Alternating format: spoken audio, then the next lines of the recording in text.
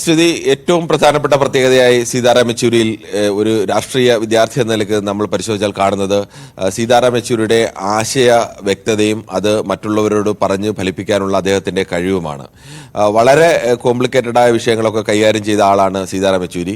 പക്ഷേ സീതാറാം യെച്ചൂരി അത്തരം വിഷയങ്ങളൊക്കെ വളരെ മറ്റുള്ളവർക്ക് മനസ്സിലാവും. ഓരോരുത്തരോടും എങ്ങനെ പറഞ്ഞാലാണ് അവർക്ക് ഈ വിഷയങ്ങൾ മനസ്സിലാവുന്നത്, ആ തരത്തിലേക്ക് മനസ്സിലാകാൻ കഴിയുന്ന രീതിയിലേക്ക് പറയാൻ കഴിയുന്ന ആളായിരുന്നു സീതാറാം എന്നതാണ് ഏറ്റവും പ്രധാനപ്പെട്ട പ്രത്യേകത. ഓരോരുത്തർക്ക് ചിലപ്പോൾ ഓരോ വിഷയത്തിൽ ആണവ കരാറെ പോലെ ഇന്ത്യ US ആണവ കരാർ പോലെ ഒരു വിഷയം വരുമ്പോൾ എന്താണ് ആണവ കരാറെന്നോ ആണവ കരാറിന്റെ വ്യവസ്ഥകൾ എങ്ങനെയാണോ ഇന്ത്യക്ക് എതിരാകുന്നതെന്നോ, അമേരിക്കയുമായിട്ടാണ് ഒരു കരാർ ഉണ്ടാക്കുന്നത്, അത് ആണവ കരാറാണ് എന്നതിനപ്പുറത്തേക്ക് സാധാരണ ഒരു ജനങ്ങളെ പറഞ്ഞു മനസ്സിലാക്കുക പ്രയാസമായിരുന്നു.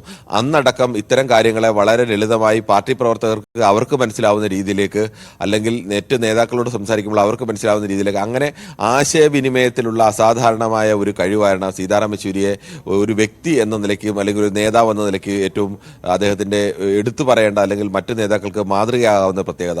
മറ്റൊരു പ്രധാനപ്പെട്ട പ്രത്യേകത എന്ന് പറയുന്നത് ഇന്ത്യയിലെ എങ്ങനെയാണ് ഏത് ദുർബലമായ സാഹചര്യത്തിലും എങ്ങനെ നമുക്ക് അതിനെ വിജയത്തിലേക്ക് എത്തിക്കാൻ കഴിയും എന്നുള്ളതാണ്. ഇന്ത്യയിൽ ഐക്യമുന്നണി സർക്കാർ 96 രൂപീകരിക്കുമ്പോഴായാലും, ഒന്നാം UPA സർക്കാർ 2004 രൂപീകരിക്കുമ്പോഴായാലും, കർണാടകയിൽ BJP ഒന്നാമത്തെ പാർട്ടിയാകുമ്പോൾ JDSന്റെ സഹായത്തോടുകൂടി JDSനെ മുഖ്യമന്ത്രിയാക്കിക്കൊണ്ട് കോൺഗ്രസ് പിന്തുണയോടെ അവിടെ ഒരു സർക്കാർ രൂപീകരിക്കുന്ന വിഷയത്തിലായാലും, ഇപ്പോൾ ഇന്ത്യ മുന്നണി എന്ന് പറയുന്ന BJPക്ക് വലിയ ശക്തി ഉണ്ടായിരുന്ന ഒരു കാലത്ത് BJP ഒരിക്കലും തകരില്ല എന്നൊക്കെ വിചാരിച്ചെടുത്തുന്ന ഇന്ത്യ മുന്നണി തട്ടിക്കൂട്ട് മുന്നണി എന്നൊക്കെ പറഞ്ഞപ്പോൾ ആ മുന്നണി വിജയത്തിന് അരികെ വരെ എത്തിയ സീറ്റ് എണ്ണത്തിലേക്ക് ഇന്ത്യ മുന്നണിയെ മാറ്റുന്നതിൽ, അങ്ങനെ ഒരു മുന്നണി രൂപീകരിക്കുന്നതിൽ എങ്ങനെയാണ് ഈ പാർട്ടികളെല്ലാം കൂട്ടിയോജിപ്പിക്കുന്നത്, ആ കൂട്ടിയോജിപ്പിക്കാനുള്ള അസാധാരണമായ ഒരു കഴിവ് അദ്ദേഹത്തിനുണ്ടായിരുന്നു. അത് പ്രധാനപ്പെട്ട ഒരു വിഷയം. നമ്മൾ നേരത്തെ പറഞ്ഞതുപോലെ ഇന്ത്യയിലെ പ്രധാനപ്പെട്ട വ്യക്തികളെല്ലാം, ഓരോ പാർട്ടികളും, പ്രാദേശിക പാർട്ടികൾ അങ്ങനെ ആശയപരമായി ഏതെങ്കിലും ഒരു സ്വഭാവത്തിൽ മാത്രം നിൽക്കുന്നതല്ല.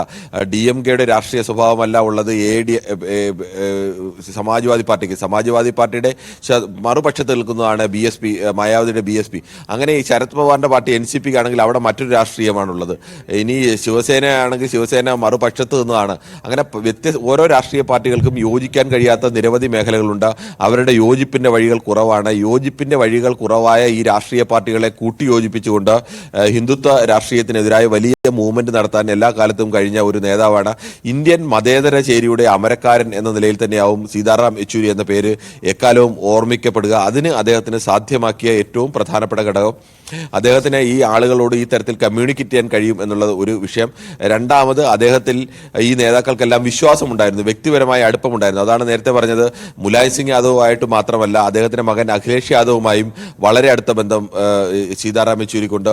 ലാലു പ്രസാദ് യാദവുമായി എങ്ങനെയാണോ സീതാറാം യെച്ചൂരിക്ക് ബന്ധമുള്ളത്, അതേപോലെ തന്നെയാണ് തേജസ്വി യാദവുമായിട്ടും അതേ സ്വാതന്ത്ര്യത്തിൽ സംസാരിക്കാനും അവരോട് രാഷ്ട്രീയം ചർച്ച ചെയ്യാനുമുള്ള ബന്ധം സീതാറാം യെച്ചൂരിക്കുണ്ടായിരുന്നു. അത് ശരത് പവാറിനോടായാലും അദ്ദേഹത്തിന്റെ മകൾ സുപ്രിയ സുലെയോടായാലും എല്ലാം ആ തരത്തിൽ, ഇനി സ്റ്റാലിനോടായാലും എല്ലാം അങ്ങനെ ഒരു ബന്ധമുള്ള ആളാണ്. ബംഗാളിൽ ശത്രുപക്ഷത്ത് നിൽക്കുന്ന, അല്ലെങ്കിൽ ബംഗാളിൽ ഒരു തരത്തിലും CPMന് യോജിക്കാൻ കഴിയാത്ത ഏറ്റവും പ്രധാനപ്പെട്ട നേതാവ് മമതാ ബാനർജി ആയിരുന്നു.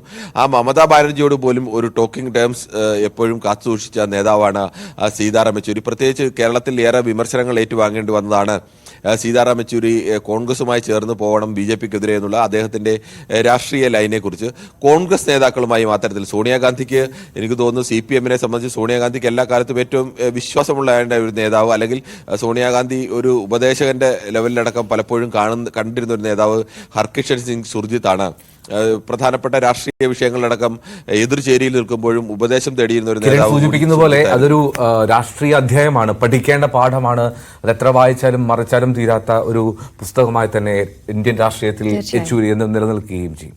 യെച്ചൂരിയുടെ